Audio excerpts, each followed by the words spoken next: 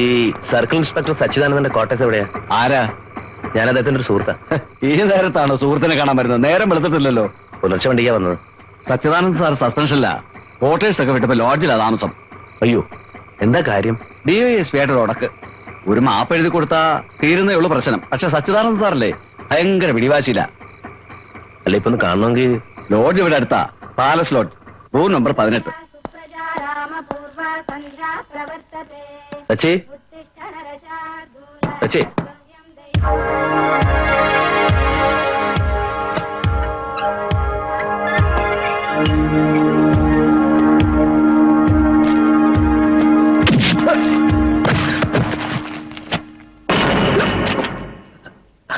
ഹരി, നീയോ?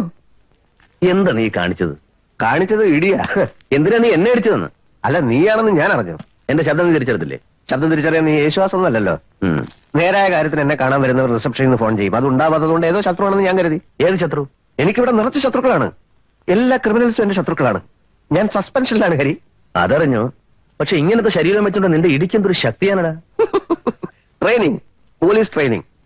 പണ്ട് കോളേജ് പഠിക്കുമ്പോ നമ്മൾ വോളിബോൾ കളിക്കാറില്ലേ? അപ്പോഴൊക്കെ നീ പറയാറുണ്ട് എന്റെ സ്മാഷിന് തീരെ പവറില്ലെന്ന്. വർഷങ്ങൾക്ക് ശേഷം എന്റെ സ്മാഷിന്റെ പവർ നീ തിരിച്ചറിഞ്ഞു. ചരിത്രത്തിന്റെ തിരിച്ചടിയാണിത്. എന്തായാലും നിന്നെ കണ്ടതിൽ വളരെ സന്തോഷമുണ്ട്. എങ്ങനെ നീ ഇവിടെ എത്തി? അത് ഒക്കെ വിശദമായിട്ട് പറയാം.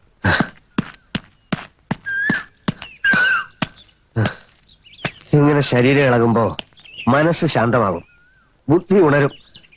മൊത്തം കാര്യങ്ങൾ ബ്രെയിനിലെ കമ്പ്യൂട്ടറിൽ ഫീഡ് ചെയ്തു. നോ എന്നാണ് ഉത്തരം. ഒരു ബന്ധമില്ലാത്തവരുടെ കാര്യത്തിൽ നീയും ഇൻവോൾവ് ചെയ്യരുത് എന്നാണ് എന്റെ അഭിപ്രായം. അങ്ങനെ പറയരുത് സച്ചി. അവരുടെ മുത്തച്ഛനുണ്ടായിരുന്നെങ്കിൽ ഒരു ആന്തുണയുണ്ടെന്നെങ്കിലും സമാധാനിക്കായിരുന്നു. അതും പോയില്ലേ. അക്ഷരാർത്ഥത്തിൽ ആ കുട്ടികൾ 3 പേരും അനാഥരാണ്. എന്നെ തന്നെയാണ് ഞാൻ അവരിലൂടെ കാണുന്നത്. പൂനെയിൽ ജോലി കിട്ടി പുറപ്പെടാൻ നിൽക്കുമ്പോഴാണല്ലോ അച്ഛൻ മരിച്ചത്. ഗോപുൻ അന്ന് 12 വയസ്സ്, മല്ലികയ്ക്ക് 10. എന്റെ മാത്രം സേഫ്റ്റി നോക്കി പോകാൻ മനസ്സനുവദിച്ചില്ല. ജോലി കളഞ്ഞു. ബിസിനസ്സും കൃഷിപ്പണിയും കോൺട്രാക്റ്റും. ഞാൻ തളരാതെ നിന്നുകൊണ്ട് വിഷമങ്ങൾ ആരും അറിഞ്ഞില്ല. എന്റെ സ്ഥാനത്തായി പാപ്പൻകുട്ടി. ഇനി രക്ഷയില്ല. നീ അവർക്ക് മനസ്സ് കൊടുത്തു കഴിഞ്ഞിരിക്കുന്നു. അങ്ങനെ ആയിപ്പോയി. ഓക്കെ, നമുക്ക് ശ്രമിച്ചു നോക്കാം. എങ്ങനെ, എപ്പോൾ എന്നൊക്കെ ഉള്ളത് ഞാൻ ഒന്നുകൂടെ ഓടിയിട്ട് കമ്പ്യൂട്ടറിൽ ഫീഡ് ചെയ്ത് നോക്കട്ടെ. അല്ല, നീ സസ്പെൻഷനിലായിരിക്കുമ്പോ ഒരു ചുക്കുമില്ല. യൂണിഫോം ഇല്ലെങ്കിലും തൊപ്പി ഇല്ലെങ്കിലും പോലീസുകാരൻ പോലീസുകാരനാ.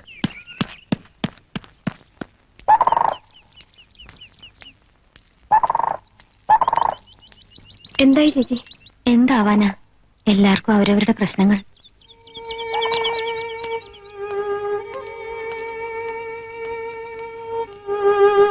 MLA കാണാൻ പറ്റിയിട്ടുണ്ടാവില്ലേ? അറിയില്ല. ചേച്ചി പോയ പിന്നെ വേറെ കുറച്ച് രാഷ്ട്രീയക്കാർ വന്നിരുന്നു. അച്ഛന്റെ ഫോട്ടോ വേണത്രേ. ചേച്ചി വരാതെ പറ്റില്ല എന്ന് ഞാൻ പറഞ്ഞു.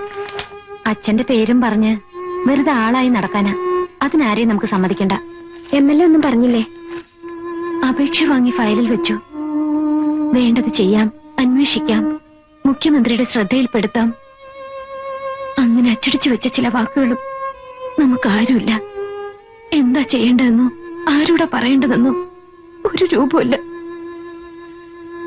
MLAയുടെ കൂടെയുള്ള ഒരാള് പറയാ, ഇത്രയും കോടി ജനങ്ങളുടെ ഇടയിന്ന് ഒരു മനുഷ്യനെ മാത്രം എങ്ങനെ തെരഞ്ഞു പിടിക്കാനാണെന്ന്.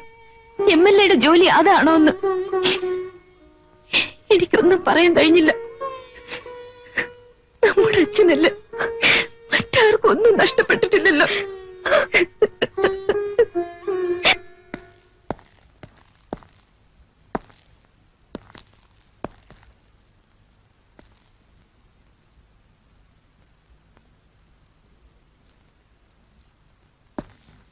പുതിയ വിവരങ്ങൾ വല്ലതും ഉണ്ടോ? ഇല്ല, ഒന്നുമില്ല. ഞാൻ ഇന്നലെ ഇവിടെ ഇല്ലായിരുന്നു. ഇത് എന്റെ വളരെ അടുത്തൊരു സുഹൃത്താണ്. പേര് സച്ചിദാനന്ദൻ, സർക്കിൾ ഇൻസ്പെക്ടറാണ്. ഇപ്പൊ സസ്പെൻഷനിലാണ്. ഇവിടത്തെ എസ്ഐയുടെ സ്വഭാവവും അന്വേഷണ രീതികളും ഒക്കെ ഞാൻ പറഞ്ഞു. ആവുന്നതൊക്കെ ചെയ്യാൻ ഏറ്റിരിക്കുക. പുള്ളിക്കാരന് ചില കാര്യങ്ങളൊക്കെ അറിയണമെന്നുണ്ട്. ആ എസ്ഐ ചോദിച്ച പോലെ ഒന്നും ചോദിക്കില്ല. ചിലപ്പോ പത്രത്തിൽ വായിച്ചു കാണും. കടവനാട്ട് ഒരു നോട്ടിലിട്ടപ്പ് സംഘത്തെ കൂടോടെ പിടിച്ചത് സച്ചിയായിരുന്നു. അതുപോലെ തന്നെ മുട്ടത്തറ അമ്പലത്തിലെ വിഗ്രഹമോഷണം, അതും സച്ചിയാ കണ്ടുപിടിച്ചത്. നിങ്ങളുടെ അച്ഛൻ ഇവിടുന്ന് പോകുന്ന ദിവസം രാവിലെ എത്ര മണിക്ക് ഉണർന്നു? ഒരു 5:30-6 മണിയായി കാണും. എന്നും ആ സമയത്താണോ ഉണരാറ്? അതെ. എത്ര മണിക്കാണ് പോയത്? രാവിലെ 9:30 ആയിട്ടുണ്ടാവും. അപ്പൊ ബ്രേക്ക്ഫാസ്റ്റ് കഴിച്ചിട്ടാണ് ഇറങ്ങിയത്? അതെ.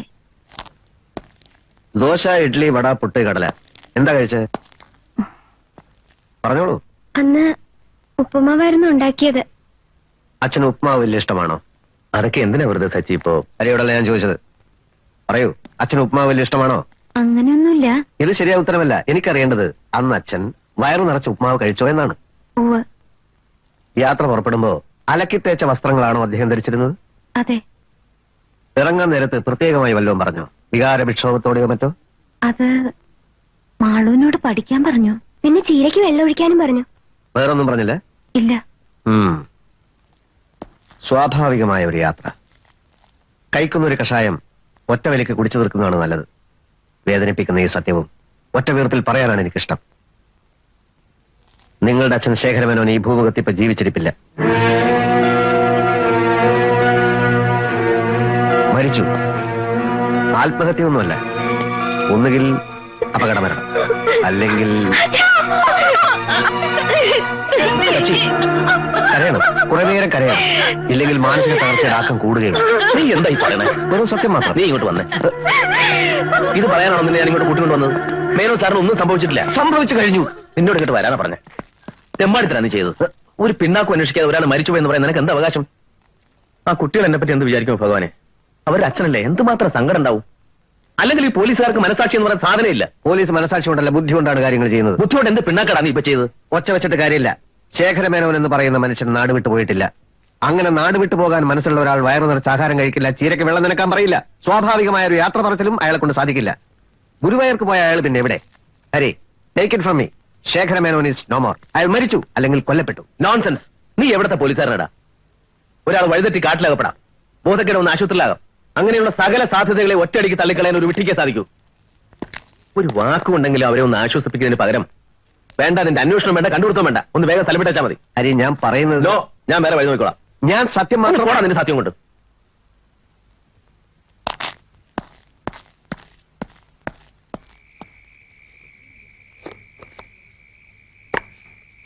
ഈ മുട്ടത്തറയ്ക്ക് എത്ര കിലോമീറ്റർ ഉണ്ട് ചേട്ടാ? ഒരു 100-150 വേണം. എന്തേ? അല്ല, ഒന്നുമില്ല. കഷ്ടപ്പെട്ട് അധ്വാനിച്ച് 150 കിലോമീറ്റർ സഞ്ചരിച്ച് ചേട്ടൻ കൊണ്ടുവന്ന ആള് ബഹുമിടുക്കൻ. ഇയാള് ക്രൈംബ്രാഞ്ചോ അതോ CID യോ? അല്ല, ഇയാൾ ഏതൊക്കെ കേസാ പിടിച്ചത്? ചേട്ടൻ ഇതുപോലെ മിടുക്കന്മാരെ ഫ്രണ്ട്സ് ധാരാളം ഉണ്ടോ? നിർത്തറ. ദേഷ്യം പിടിക്കണ്ട. സാധാരണ ഞാനാണ് ചേട്ടനെ ഏടാകൂടത്തിൽ ചാടിക്കാർ എന്നല്ലേ പറയാറ്. ഈ കേസോ? ഒരു കാര്യം ചേട്ടൻ ഇനിയെങ്കിലും മനസ്സിലാക്കണം. ഒരാൾക്ക് ഏടാകൂടത്തിൽ ചാടാനാണ് വിധിയെങ്കിൽ ദൈവത്തിന് പോലും അയാളെ തടയാൻ കഴിയില്ല. ആ സർക്കിൾ ഇൻസ്പെക്ടർ സസ്പെൻഷൻ ആയതിലേ ഒരത്ഭുതമില്ല. ഇതല്ലേ കയ്യിലിരിപ്പ്. നീ വലിയ ആളാവല്ലേ? അവൻ മെടുക്കൻ തന്നെയാടാ.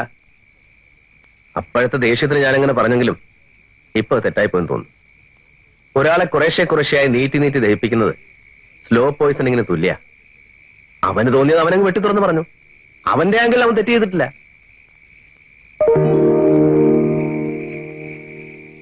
വികാരപരമായി കാര്യങ്ങളെ സമീപിക്കുന്ന ഏതൊരാളും നല്ലൊരു പ്രൊഫഷണൽ ആയിരിക്കില്ല. അങ്ങനെയുള്ള ഒരു ഡോക്ടർ സ്വന്തം മകനെ ഓപ്പറേറ്റ് ചെയ്യില്ല. ഒരു പോലീസുകാരൻ ക്രിമിനലായ തന്റെ അച്ഛന്റെ കൈക്ക് വിലങ്ങ് വെക്കുകയില്ല. നിന്നെ എനിക്ക് പണ്ടേ അറിയില്ലേ ഹരി. ഇഷ്ടപ്പെട്ടവരുടെ സങ്കടങ്ങൾ സ്വന്തം സങ്കടങ്ങളാക്കി മാറ്റുന്നവനല്ലേ നീ. അതറിയാവുന്നതുകൊണ്ടാണ് നീ പറഞ്ഞു വിട്ടിട്ട് ഞാൻ തിരിച്ചു വന്നത്. നിസ്സംഗമായ നിലപാടോടെ ഈ കേസ് ഞാൻ അന്വേഷിക്കും.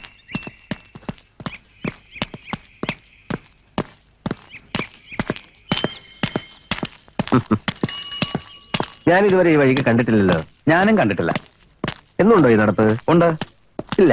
ഇടയ്ക്ക് 1-2 ദിവസം മുടങ്ങിയില്ലേ? ഇല്ലല്ലോ. ഉവ്വല്ലോ. മകന്റെ കല്യാണം മുടങ്ങിയ ആ സമയത്ത് താങ്കളെ 1-2 ദിവസം ഞാൻ കണ്ടില്ല. ഓ, ശരിയായിരിക്കും. ശരിയാണ്. ആരായാലും അത്തരം ഒരു കോംപ്ലിക്കേറ്റഡ് അവസ്ഥയിൽ ദിനചര്യകളൊക്കെ ഒന്ന് മാറിപ്പോകും. എനിക്ക് നിങ്ങളെ സത്യത്തിൽ മനസ്സിലായില്ല കേട്ടോ. എന്റെ മകന്റെ കല്യാണക്കാരിയൊക്കെ നിങ്ങൾ എങ്ങനെ അറിഞ്ഞു? സംഭവം സത്യല്ലേ? എന്നാലും ആരോ ഒരാൾ വിളിച്ച് ഭീഷണിപ്പെടുത്തിയെന്ന് വെച്ച് നിശ്ചയിച്ച കല്യാണം മുടക്കണമായിരുന്നോ? അതോ ആ ഭീഷണിയിൽ വല്ലാതെ അങ്ങ് വരണ്ടുപോയോ? നടന്നോളൂ. ആര് ഭീഷണിപ്പെടുത്തി? ആളിനൊക്കെ എനിക്കറിയാം സാറേ. എന്നെ ആരും ഭീഷണിപ്പെടുത്തിയിട്ടില്ല. ചുമ്മാ. ഞാനേ ഒരു അഡ്വക്കേറ്റാ. ശേഖരമേനോന്റെ മകളെ ആര് കല്യാണം കഴിക്കാൻ വന്നാലും അയാൾ ഇങ്ങനെ ഭീഷണിപ്പെടുത്താറുണ്ട്. അയാളുടെ പേരിൽ ചെറിയൊരു കംപ്ലൈന്റ് താ. നിങ്ങൾക്ക് ഒരു പോറൽ വെൽക്കാതെ ആ ദുഷ്ടനെ ഞാൻ പൂട്ടിക്കോളാം. എന്നെ ആരും ഭീഷണിപ്പെടുത്തിയിട്ടില്ല. എനിക്കൊരു കംപ്ലൈന്റും ഇല്ല. നിങ്ങളുടെയും കൂടെ രക്ഷയ്ക്ക് വേണ്ടിയിട്ടാണ് ഞാനിത് പറയുന്നത്. എന്റെ രക്ഷയ്ക്ക് ഇപ്പൊ ഒരു തകരാറുമില്ല.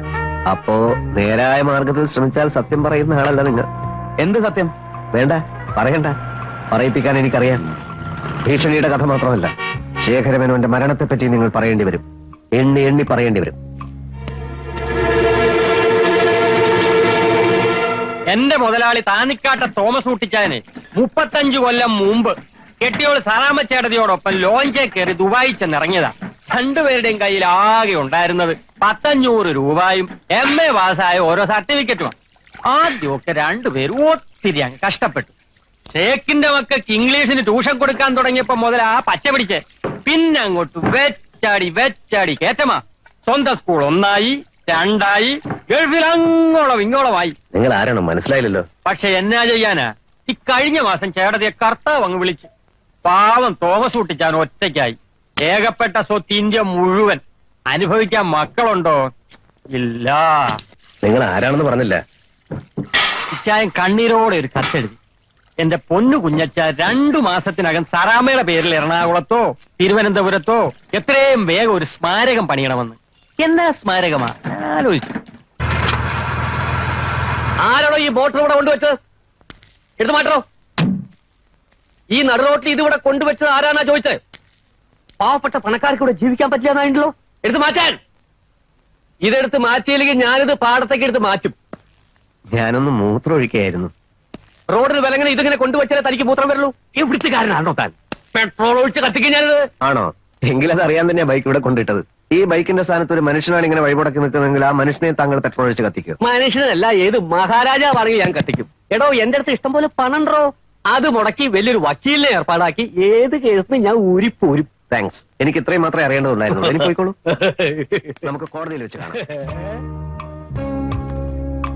ഏത് കോടതിയില്? ആദ്യ സെഷൻസ്. അപ്പീൽ ഉണ്ടെങ്കിൽ ഹൈക്കോടതി, പിന്നെ അപ്പീൽ ഉണ്ടെങ്കിൽ സുപ്രീം കോടതി. താൻ എന്തൊക്കെയാ പറഞ്ഞത്? താൻ ആരാ?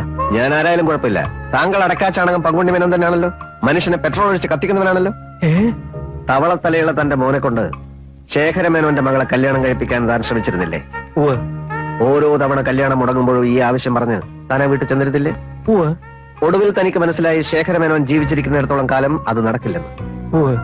തന്റെ കയ്യിൽ ഇഷ്ടം പോലെയുള്ള പണം ഉപയോഗിച്ച് വാടക കൊലയാളികളെ കൊണ്ട് ശേഖരമേനോനെ താൻ കൊന്നു. ദൈവദോഷം പറഞ്ഞ തലയിൽ ഇടുത്തി വീഴ്ത്തണ്ടേ? പോലീസുകാരുടെ തലയിൽ ഇടുത്തി വീഴാറില്ല. പ്രത്യേകിച്ച് എന്നെ പോലുള്ള സർക്കിൾ ഇൻസ്പെക്ടർമാരുടെ തലയാവുമ്പോ ഇടുത്തി എന്നല്ല ഒരു തേങ്ങ പോലും വീഴാൻ ഭയക്കും. സർക്കിൾ മേനോന്റെ ശവം താൻ എവിടെ ഒളിപ്പിച്ചു? എന്റെ പൊന്നു സാറേ, ഞാൻ ആളറിയാതെ പറഞ്ഞു പോയതാ പെട്രോളിക്കും കത്തിക്കുന്നൊക്കെ. അടിയിൽ എഴുതി കാണിച്ച ഓടുന്നവരെ ഞാൻ. സാർ എത്ര വണ്ടി വേണമെങ്കിൽ നടന്നോട്ട് കൊണ്ടിട്ടോളൂ. ഒന്നാമതിക്ക് അങ്ങോട്ടല്ല പോട്ട് പുറകോട്ടാ. വണ്ടി പുറകോട്ട് എടുക്കണോ?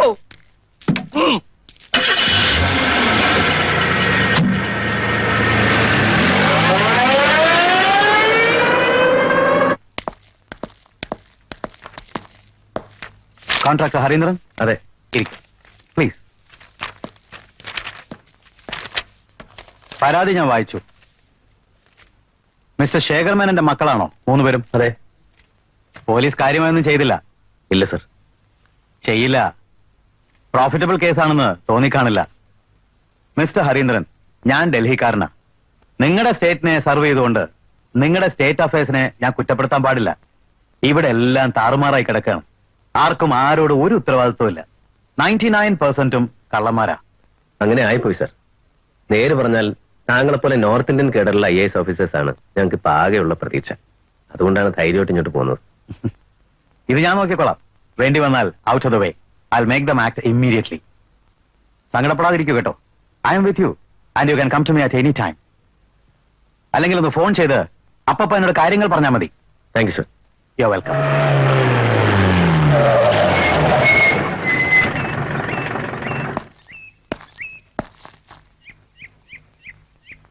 കൊച്ചേ, ഇനി വന്നേ. ഉത്തരവാദിത്തമുള്ള ഒരു പോലീസ് ഓഫീസർ കേസ് അന്വേഷണം സീരിയസ് ആയി തന്നെ എടുക്കുമെന്ന് മനസ്സിലാക്കാൻ പരാതി എന്തിനെ കളക്ടർക്ക് അയച്ചു? ആഭ്യന്തരമന്ത്രിക്കും മുഖ്യമന്ത്രിക്കും ഒരു കമ്പി അടിച്ചാൽ പോരായിരുന്നു?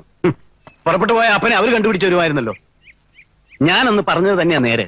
മക്കള് കാരണം ജീവിതം എടുത്ത ശേഖരമേനോൻ കുറ്റിപ്പുറത്തുനിന്ന് ഒരു സെക്കൻഡ് ക്ലാസ് ടിക്കറ്റ് എടുത്ത് സെപ്റ്റംബർ 13-ാം തീയതി ബോംബെക്ക് വണ്ടി കയറി. അതിനുള്ള രേഖകളെല്ലാം എന്റെ കയ്യിലുണ്ട്. മനസ്സിലായോ? എന്റെ പൊന്നു കൊച്ചേ, ഇനി ബോംബെ ചെന്ന് മേനോനെ കണ്ടുപിടിക്കണമെന്നാണെങ്കിൽ ആ കളക്ടറോട് എന്ന് പറഞ്ഞാൽ മതി. ജീപ്പറോ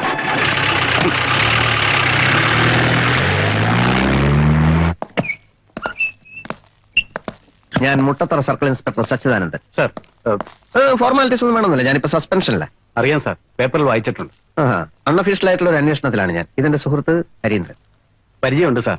വർഗീസേ, ചായ ശരിക്ക് പാലൊഴിച്ച് നന്നായിട്ട് അടിച്ചെടുത്തോളാൻ പറ. പതയുണ്ടാകും സാർ, ടേസ്റ്റിയാ. ചായ ഒന്നും വേണ്ട. നിങ്ങൾ ഇന്ന് ശേഖരമേനന്റെ മകളെ കണ്ടു എന്ന് പറഞ്ഞു. ഉവ്വ, അതായത് കളക്ടറിനെ വിളിച്ച്. മനസ്സിലായി. മേനോന്റെ തിരോധാനത്തെ കുറിച്ച് നിങ്ങൾക്ക് കിട്ടിയ പുതിയ ഇൻഫർമേഷനെ പറ്റിയാണ് ഞങ്ങൾക്കറിയേണ്ടത്. സാർ, ഇത് സെപ്റ്റംബർ 13-ാം തീയതി കുറ്റിപ്പുറത്തുനിന്ന് കുർള എക്സ്പ്രസിൽ ടിക്കറ്റ് ബുക്ക് ചെയ്തവരുടെ ചാർട്ടാണ്. ആ. ദേ കണ്ടോ, T Sekhara Menon, 58 years old, male, Kuttippuram to Bombay, seat number 21. Yes, ഇത് അദ്ദേഹം തന്നെ. ഏതായാലും ജീവിച്ചിട്ടുണ്ടല്ലോ, സമാധാനായി. ആർക്ക്? ആർക്കെങ്കിലും ആവട്ടെ. ഈ ചാർട്ട് കൊണ്ട് മാത്രം ഒരു പോലീസ് ഉദ്യോഗസ്ഥനും തൃപ്തനാവില്ല. ഞാൻ തൃപ്തനായില്ല സാർ. അതുകൊണ്ട് വിശദമായ ഒരു അന്വേഷണം തന്നെ നടത്തി. അങ്ങനെയാണ് ശേഖരമേനോന്റെ കൂടെ യാത്ര ചെയ്ത ഒരു ഹമീദിനെ ഞാൻ കണ്ടെത്തിയത്. ഏത് ഹമീദ്? സഫർ ട്രാവൽസിലെ ഒരു ജീവനക്കാരനാണ് ഹമീദ്. ഹമീദ് ഞാനാണ്. എന്നാ കാര്യം? ഞങ്ങളെ എസ് ഐ മാത്യു വർഗീസ് അയച്ചാണ്. ആ, ഇരിക്കൂ. ഒരു ചെറിയ കാര്യം അറിയാൻ വേണ്ടിയായിരുന്നു. പറയൂ. താങ്കൾ കഴിഞ്ഞ സെപ്റ്റംബർ 13-ാം തീയതി കുർള എക്സ്പ്രസിൽ യാത്ര ചെയ്തിരുന്നു. ഉവ്വ്. നിങ്ങൾ ആ ശേഖരമേനന്റെ ബന്ധുക്കളാണോ? അതെ എസ് യോട് ഞാൻ പറഞ്ഞാണല്ലോ എല്ലാം. അതെ, പക്ഷേ ഡീറ്റെയിൽസ് ഒന്നും അറിയാൻ. ഞാൻ കയറിയത് തിരൂരിന. കുറ്റിപ്പുറത്ത് എത്തിയപ്പോഴാണെന്ന് തോന്നുന്നു ഈ പറയുന്ന ശേഖരമേനോൻ കയറി. അതൊന്നും ഞാൻ അയാളെ ശ്രദ്ധിച്ചില്ല. ഞാനൊരു പുസ്തകം വായിച്ചുകൊണ്ടിരിക്കുകയായിരുന്നു. ഇടയ്ക്കൊരു തേങ്ങലിട്ട് നോക്കിയപ്പോ എതിരെ ഇരുന്ന മനുഷ്യൻ കരയുകയും മൂക്കിയിട്ടെന്നൊക്കെ കണ്ടു. കാഴ്ചയിൽ മാനിനും തറവാടിയുമായ പ്രായം ചെന്നൊരു മനുഷ്യൻ കരയുന്ന കണ്ടപ്പോ സ്വാഭാവികമായി അയാളൊന്നും നോക്കി. എന്നിട്ട് പുസ്തകം മടക്കി വെച്ച് എന്ത് പറ്റി ഞാൻ ചോദിച്ചു. മറുപടി ഒന്നും പറഞ്ഞില്ല, വെറുതെ നോക്കിയതേ ഉള്ളൂ. കുറച്ചു കഴിഞ്ഞ് ചായക്കാരൻ വന്നപ്പോ പുള്ളിക്കാരൻ ഞാൻ ഒരു ചായ ഓഫർ ചെയ്തു. നിർബന്ധിച്ചപ്പോ കുടിച്ചു. പിന്നെയാണ് അയാൾ ശേഖരമേനോനാണെന്നും ബോംബെക്ക് പോവുകയാണെന്നും ഓരോന്ന് ഓർത്ത് കരഞ്ഞു പോയതാണെന്നൊക്കെ പറഞ്ഞത്. ഞാൻ യാത്ര പറഞ്ഞ് പാലക്കാട് ഇറങ്ങുകയും ചെയ്തു. ബോംബെയിൽ നിന്ന് ഇതുവരെ അദ്ദേഹം മടങ്ങി വന്നില്ലേ? ഇല്ല. കുറെ നാൾ കഴിഞ്ഞ് തിരിച്ചു വരുമെന്ന് എന്നോട് പറഞ്ഞാട്ടാണ് എന്റെ ഓർമ്മ. Thank you mister Hameed. ആ. ഇൻസ്പെക്ടർ എല്ലാം പറഞ്ഞു. എന്നാലും ഞങ്ങളൊരു മനസ്സമാധാനത്തിന് വേണ്ടി വന്നോളൂ. ഓക്കെ. എന്ത്? ഇറങ്ങടാ. സത്യം പറഞ്ഞാൽ നിനക്ക് വേണ്ടത് സസ്പെൻഷൻ അല്ല, ഡിസ്മിസലാണ്. മനസ്സാക്ഷിയില്ലാത്തവൻ, അഹങ്കാരി. ഉപ്പുമാവ് വയറു നിറച്ച് കഴിച്ചോ, യാത്ര ചോദിക്കുമ്പോൾ വികാരഭരിതമായി സംസാരിച്ചോ, ഇവൻ വലിയൊരു CID. എന്നെ പറഞ്ഞാൽ മതിയല്ലോ. ഒരു മരക്കോന്തനെ വിളിച്ച് കേസ് അന്വേഷണത്തിൽ ഇറങ്ങിയിരിക്കുന്നു. അരി കാര്യമൊക്കെ ശരി തന്നെ, പക്ഷെ ഒരു മിണ്ടരുത് നീ. പാവം കുട്ടികള്, അവർക്കിത് അറിയുമ്പോ എന്ത് സന്തോഷമായിരിക്കും. ശേഖരമേനോൻ തിരിച്ചു വരുന്നത് വരെ ആ പെൺകുട്ടികളോട് ഹരി ഒന്നും പറയരുത്. അത് നീയാണോടാ തീരുമാനിക്കാൻ? നമ്മൾ അവരോട് ഓൾറെഡി പറഞ്ഞു കഴിഞ്ഞു ശേഖരമേനോൻ മരിച്ചു എന്ന്. നമ്മളല്ല, നീ. ആരെങ്കിലും ആവട്ടെ, ആ നഷ്ടം സഹിക്കാൻ അവർ പഠിച്ചു കഴിഞ്ഞു. അതിനിടയിൽ വീണ്ടും ഇനി എന്ത് ചെയ്യണമെന്ന് എനിക്കറിയാം. എടാ, നിന്റെ സഹായം ആവശ്യമില്ലെന്ന് പറഞ്ഞു പിന്നെ പരിഞ്ഞു വന്നതിന് വലിഞ്ഞു കയറി വന്നു. ഹരി സൂക്ഷിച്ച് സംസാരിക്കണം. ഇല്ലെങ്കിൽ എന്ത് ചെയ്യടാ? ഓ, അത്രത്തോളായോ? ആയി. ഞാനൊരു ഫൂളാണ്. അക്കാര്യത്തിൽ എന്താ സംശയം? കാള പറ്റെന്ന് കേട്ടപ്പോ കയറെടുക്കാൻ വന്ന എന്നെ ചൂല് കൊണ്ടടിക്കണം. ചാണകത്തിൽ മുക്കിയ ചൂലുണ്ടടിക്കണം.